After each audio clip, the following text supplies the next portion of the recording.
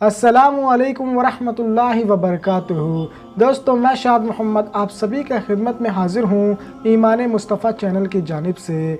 दोस्तों, आज की वीडियो के अंदर हम बात करने वाले हैं एक अल्लाह के रसूल, एक अल्लाह के नबी जिन्हें दुनिया जहाँ हज़रत ईसा अलैहिस्सलाम के नाम से जानती है। जी हाँ दोस्तों, उन्हीं को लेकर एक ऐसा अजीब व गरीब वाक़या लेकर आया हूँ जिसे सुनने के बाद यकीनन आपके रोंगटे खड़े हो जाएंगे।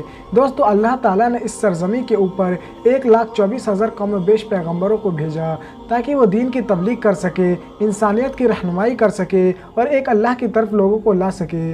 लेकिन दोस्तों, बात दरअसल यहाँ पर यह है कि हर नबी अपने अपने मनसब में कामयाब हुए, लेकिन बहुत से ऐसे नबी जिनके बारे में बताया जाता है कि उनके दौर में चंद ही लोग मुसलमान हुए थे। ये बड़े अफसोस का मुकाम है उन लोगों के लिए जो कि ईमान ना ला सके। अल्लाह ताला ने अपने हर नबी को मौजज़ात से नवाजा, हर नबी को कोई ना कोई मौजूज़ा ज़रूर अता किया गया। ऐसे में चाहे वो हज़रत मूसा अलैहिस्सलाम हो, या फिर हज़रत दाऊद अलैहिस्सलाम हो, या फिर हज़रत सुलेमान अलैहिस्सलाम हो, या फिर हज़रत ईसा अलैहिस्सलाम हो, या फिर हम सबके प्यारे आका हज़रत मोहम्मद मुस्तफ़ा सल्लल्लाहु ताला अलैहि वसल्लम की हो। अगर तमाम नबियों का जिक्र आता है तो नबियों के सरदार का भी जिक्र होना ज़रूरी है। जी हाँ दोस्तों, नबियों के इमाम, नबियों के सरदार, कुल मालिक व मुख्तार मोहम्मद मुस्तफ़ा सल्लल्लाहु ताला अलैहि वसल्लम की क्या शान है, उनका क्या मर्तबा है, इसे कोई बयान नहीं कर सकता। आप सर से लेकर पैर तक मौजज़ा हैं। अल्लाह ने आपको बड़ी इज़्ज़तों से नवाजा, आपके सदक़े में कुल कायनात को बनाया गया।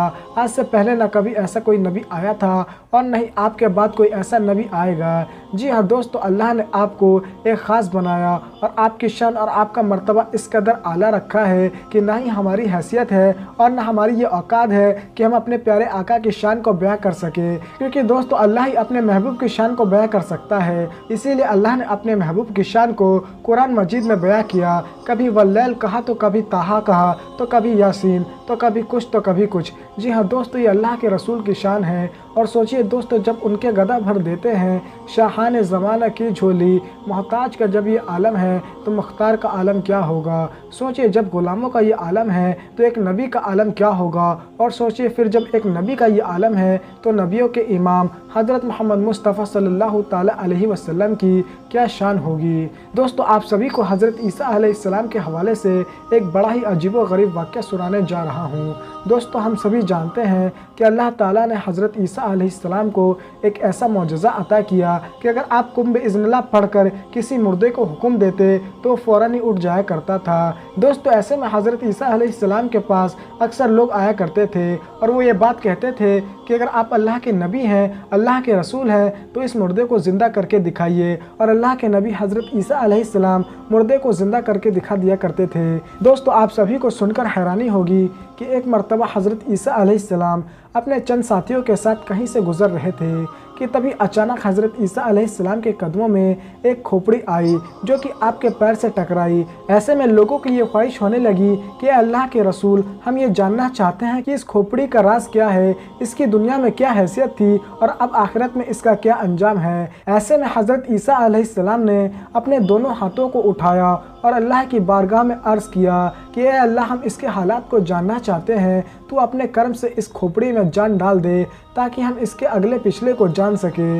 ऐसे में दोस्तों, अल्लाह के रसूल, अल्लाह के नबी ने दुआ की, वो दुआ फ़ौरन ही कबूल हो गई। और ये कैसे नामुमकिन है कि अल्लाह का कोई नबी दुआ करे और वो दुआ कबूल ना हो। ऐसे में दोस्तों, जैसे ही दुआ कबूल हुई फ़ौरन ही वो जो खोपड़ी थी वो बात करने लगी। और फिर हज़रत ईसा अलैहिस्सलाम ने उस खोपड़ी से ये सवाल किया कि मुझे बता कि दुनिया में तेरी क्या हैसियत थी और दुनिया में तूने क्या सब किया। इस बात के ऊपर वो जो खोपड़ी थी वो ये बात कहने लगी कि दुनिया में मेरी हैसियत जो थी वो एक बादशाह के तौर पर थी, लेकिन मैं बड़ा ही घमंडी किस्म का इंसान था, बहुत ही ज़्यादा लोगों के ऊपर जुल्म किया करता था, हर वक्त दुनिया जीतने की ख्वाहिश में लगा रहता था। लेकिन जिस वक्त मुझे मौत आई तो ना ही मेरे साथ दौलत जा सकी और ना ही मेरे साथ मेरा महल और ना ही मेरे साथ मेरी बादशाहत जा सकी। मैं यहाँ से तन्हा ही गया। लेकिन हाँ, मुझ में एक अच्छी बात थी, मैं गरीबों को खाना ज़रूर खिलाया करता था और अल्लाह को ये मेरी अदा पसंद आ गई और इसीलिए जहन्नम में मेरे ऊपर थोड़ा सा अज़ाब इसी वजह से कम होता है।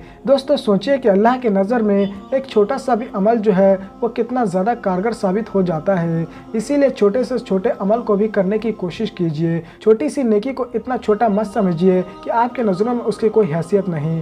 हो सकता है कि दुनियावी नज़र में आपके लिए वो छोटी सी नेकी हो सकती है, लेकिन आखिरत में उसका बड़ा अजर दिया जाएगा, इतना दिया जाएगा कि आप देखते रह जाएंगे। और दोस्तों इससे हमें ये सबक भी मिलता है कि हमें दुनिया के पीछे नहीं भागना चाहिए। दुनिया किसी को नहीं मिली, अब से पहले भी हज़ारों लाखों करोड़ लोग आए और आते रहेंगे, लेकिन दुनिया कोई नहीं ले जा पाया। तो फिर हम इस दुनिया के पीछे क्यों भागते हैं, इस दौलत के पीछे क्यों भागते हैं। दोस्तों ज़रूरी यह है कि हमें वक्त रहते सुधर जाना चाहिए और अल्लाह की रज़ा को हासिल करना चाहिए, तभी हमारी दुनिया और आखिरत संवरेगी। दोस्तों इससे पहले कि हमारी सांस रुक जाए और हम दुनिया को छोड़कर चले जाए, अभी वक्त है, अभी अल्लाह ताला ने हमें मोहलत दे रखी है, इसका हमें फ़ायदा उठाना चाहिए। और ये ज़रूरी नहीं कि अगला लम्हा अल्लाह ताला हमें अता करे या ना करे। इसीलिए वक्त रहते आप इन बातों को समझने की कोशिश कीजिए और वक्त रहते ही हम लोगों को तौबा कर लेना चाहिए। दोस्तों मुझे उम्मीद है आप मेरी इन बातों को समझ रहे होंगे और मेरी इन बातों के ऊपर अमल भी करेंगे। वीडियो पसंद आई है तो वीडियो को लाइक कीजिएगा और इस वीडियो को ज़्यादा से ज़्यादा शेयर कर दीजिएगा। दोस्तों मैं फिर मुलाकात करूँगा आप सभी से एक नई वीडियो में। जब तक के लिए मैं इजाज़त चाहता हूँ। अल्लाह हाफ़िज़।